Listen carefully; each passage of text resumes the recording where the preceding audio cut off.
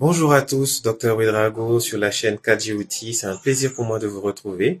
Et aujourd'hui, on va tester un nouveau format. On va parler d'un peu d'art culinaire. Beaucoup de mes patients me disent souvent qu'ils ont du mal à tolérer ou à digérer les légumineuses.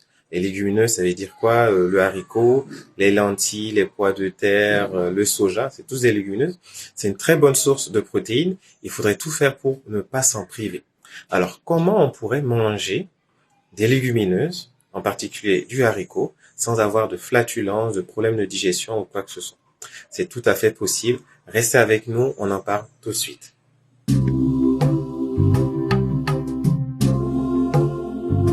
Alors, il s'agit de quoi?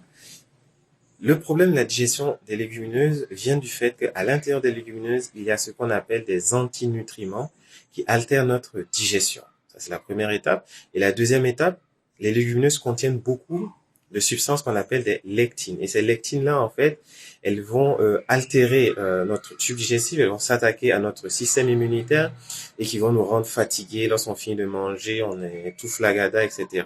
Parfois, on a des flatulences. Ça vient en fait de ces problèmes-là. Et le souci, c'est qu'on ne sait pas comment préparer pour les éliminer, alors qu'il y a une solution très simple pour le faire.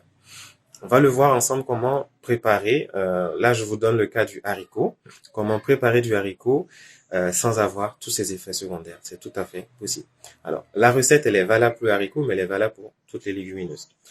On verra par la suite, peut-être dans les commentaires, le soja, c'est une légumineuse à part qui demande un cran en dessous de préparation pour éviter ces effets secondaires-là. Mais on va commencer tout de suite par le haricot. Je vous montre comment il faut préparer le haricot. Alors, pour préparer du haricot correctement sans avoir à subir les effets secondaires des légumineuses, la méthode, elle est très simple.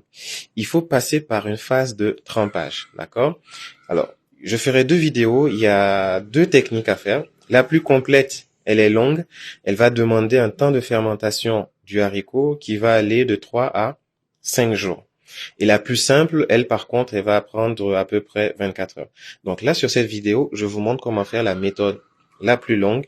Et sur la prochaine vidéo, on verra comment faire la méthode la plus courte pour les plus paresseux d'entre nous. Donc, qu'est-ce qu'il faut faire? On a du haricot, on a de l'eau, et qu'est-ce qu'on fait? Tout simplement, on va tremper le haricot.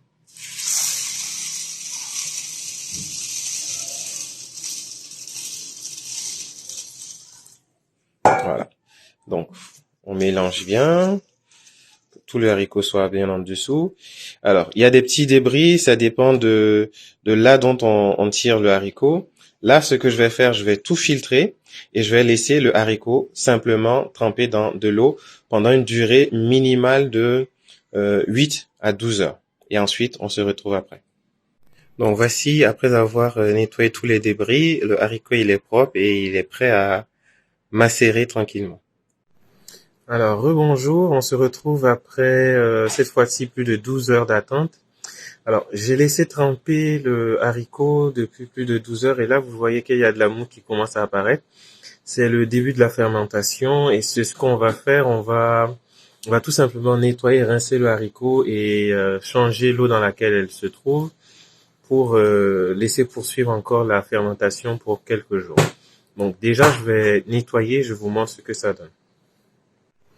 Alors, de retour, après avoir fait à peu près 4 à 5 lavages, vous voyez que l'eau, elle est très claire. Le haricot est toujours comment dire, il est toujours intégral, sans signe de destruction réelle. Donc là, ce qu'on va faire, on va laisser encore fermenter. D'accord? Tout dépendra de la température, en fait, dans la salle où vous laissez conserver le haricot. La température va accélérer ou plus ou moins, en fait, la vitesse de fermentation. Donc là, l'eau, elle est bien propre. On va laisser encore fermenter le haricot. Aujourd'hui, on est à 24 heures. On va laisser encore fermenter 2 à 3 jours encore. Voilà, on se retrouve demain pour que je vous montre l'aspect de l'haricot après 48 heures de fermentation. Alors, rebonjour à tous. Là, je vous fais une vidéo au quatrième jour. Hier, j'ai pas pu filmer, mais de toute façon, ça ne change pas grand-chose. Là, on voit qu'il y a une bonne couche qui s'est mise au-dessus de l'eau et le haricot, il fermente tout doucement en dessous. Je sais pas si on arrive à voir, il y a des petites bulles qui apparaissent. Voilà. Donc comme ça, on peut le laisser encore, là en 4e jour, on peut le laisser encore 1 à 2 jours pour qu'il soit très bien fermenté. Peut-être à la limite encore le rincer peut-être dans 2 jours et en fonction de l'état d'avancement, on décide si on est prêt pour le préparer ou pas. Voilà. Il faut savoir que là, en fait, il y a une odeur en fait qui se dégage et cette odeur-là, elle est comment dire, c'est la même odeur que vous avez lorsque vous mangez du haricot et que vous faites une indigestion. Donc tout simplement parce que cette étape de fermentation, en fait, comme on ne la fait pas hors de l'organisme et qu'on mange directement le haricot, bah, cette étape-là, elle se fait dans le ventre et du coup, certaines personnes ne supportent pas. Alors que lorsque on laisse le haricot le temps de fermenter à l'extérieur de l'organisme, bien, on se retrouve avec un haricot qui ne va pas nous créer de flatulence parce que cette flatulence a déjà été faite à l'extérieur du corps. Voilà. Donc, on se redit pas tout à l'heure, mais à bientôt pour les autres vidéos. La suite. Allez, rebonjour à tous. Aujourd'hui, on est au 4e jour de fermentation. Et là, vous voyez que la pellicule, elle s'est faite encore plus épaisse. Preuve que, bon, les choses évoluent bien en dessous.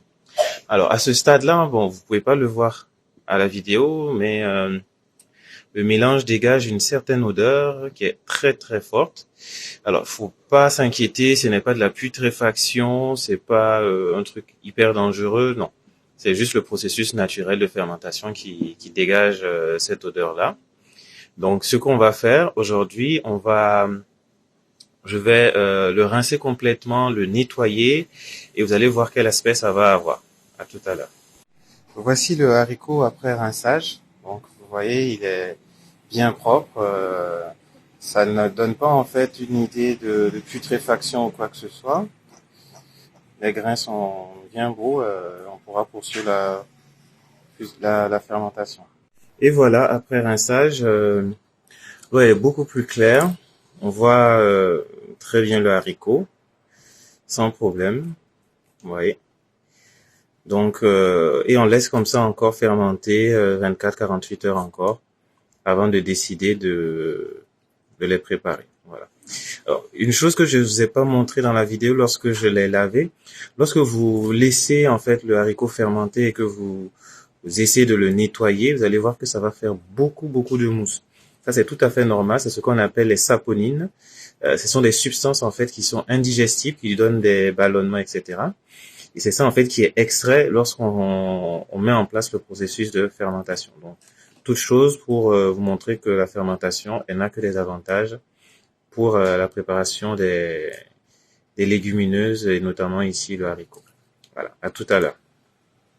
Rebonjour, aujourd'hui nous sommes au 6e jour de fermentation. Voici l'aspect que l'on a. Alors je vais essayer de le rincer encore et vous montrer qu'est-ce que ça donne. Côté odeur, on va dire que l'odeur est de moins en moins forte, preuve que les produits de dégradation ont fini d'être détruits. Tout doucement, en fait, on finira par arriver à un moment où il y aura presque plus d'odeur. Voilà. Donc là, je vais un peu rincer et je vous montre ce que ça donne. Et voilà, après rinçage, à l'eau claire, on voit que l'haricot, il est pas du tout pourri, en fait. On pourrait croire que sous la couche qu'on avait vue tout à l'heure, que tout était complètement détruit, pourri, mais non. Voilà. Le haricot, il continue sa maturation tranquillement. Là, on est déjà à presque 7 jours. Je pense que dès demain, on pourra préparer. Rebonjour à tous. Voici l'aspect que l'on a après 7 jours de fermentation. On voit encore qu'il y a un peu de mousse qui se forme. On pourrait encore poursuivre la fermentation, mais au bout de 7 jours, c'est déjà bien. On peut commencer et voir ce que ça donne. Donc là, je vais nettoyer et puis commencer la préparation. Et je vous donne un visuel de ce que ça produit à la fin. Alors là, j'ai commencé la préparation du haricot. Et chose importante, lorsqu'on fait du haricot, à un moment de la préparation, il faudra mettre de la potasse. Et quand on met de la potasse, ça crée de la mousse. Et cette mousse-là, en fait, c'est des saponines qu'il faut retirer. Donc, il faut tout simplement les retirer à la cuillère jusqu'à ce qu'il y en ait plus. Et voilà le rendu classique du haricot après préparation que tout le monde connaît. On a la même texture. On ne pourrait pas penser que c'est du haricot qui a fermenté pendant 7 jours. Et pourtant, oui, ça a été fermenté pendant 7 jours. Le goût, il est légèrement différent. Ça se sent un peu plus parfumé. Mais bon, ça, c'est que des questions de goût. Chacun va tester, il fera son choix. Mais au moins, avec ce type de préparation, on a un rendu totalement acceptable et avec en bonus le fait d'éviter d'avoir de gros maux de ventre et de pouvoir profiter d'un mets que je trouve en tout cas particulièrement goûteux. Donc je vous invite à tester et dites-moi en commentaire qu'est-ce que vous pensez, qu'est-ce que vous avez retrouvé. Posez-moi des questions pour échanger autour de cette question de la fermentation des légumineuses avant leur préparation, quels sont les intérêts pour l'organisme d'utiliser cette méthode. Je vous dis à bientôt. Et voilà un petit bonus après dressage du haricot au poisson. Bon, là j'ai eu que la tête, mais il y a des gens qui adorent la tête du poisson. Voilà, donc dédicace à toutes les personnes qui aiment les têtes de poisson.